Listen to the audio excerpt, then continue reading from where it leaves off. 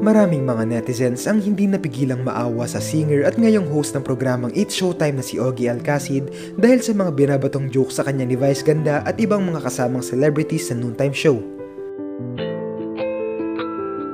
Ayon sa iba, nalulungkot sila dahil respetado si Ogie at tinaguri ang presidente ng OPM pero ngayon ay puro mga pangaasar at pangaokray umano ang natatanggap niya sa mga Showtime hosts.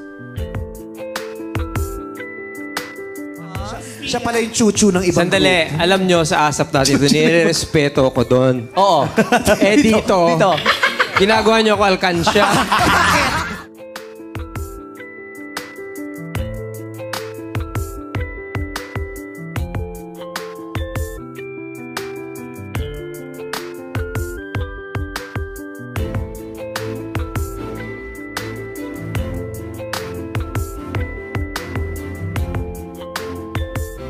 Naglabasan ang ganitong mga komento matapos mag-viral ang Unkabogable star sa pag-call out kay Axel. Searcher ng Especially For You na inakala nga halikan ang searcher na si Christine.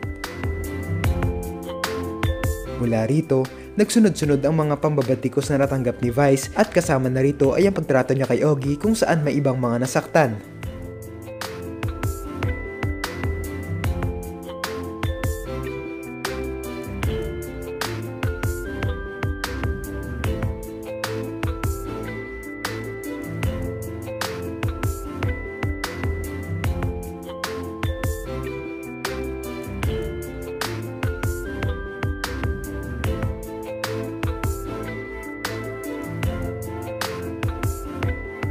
Bilang sagot sa kumakalat na issue, nagpost si Ogie sa kanyang Twitter account na si Vice Ganda ay isang kaibigan na ang tanging intensyon tuwing pumapasok sa trabaho ay ang pasayahin ng mga tao.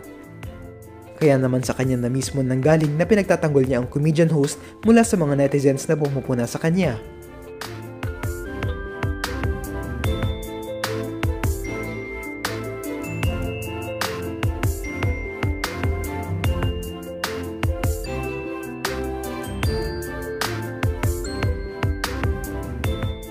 Maging ang ibang mga tao ay nagbigay ng komento at may nagsabi pa na pangarap talaga ni Ogie na mapabilang sa It's Showtime.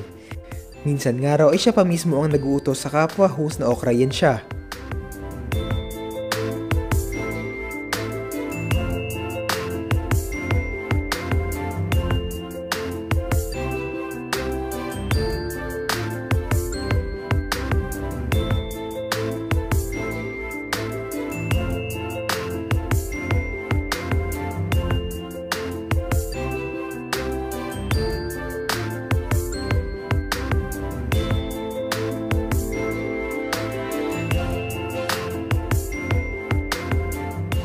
Ano ang masasabi nyo rito?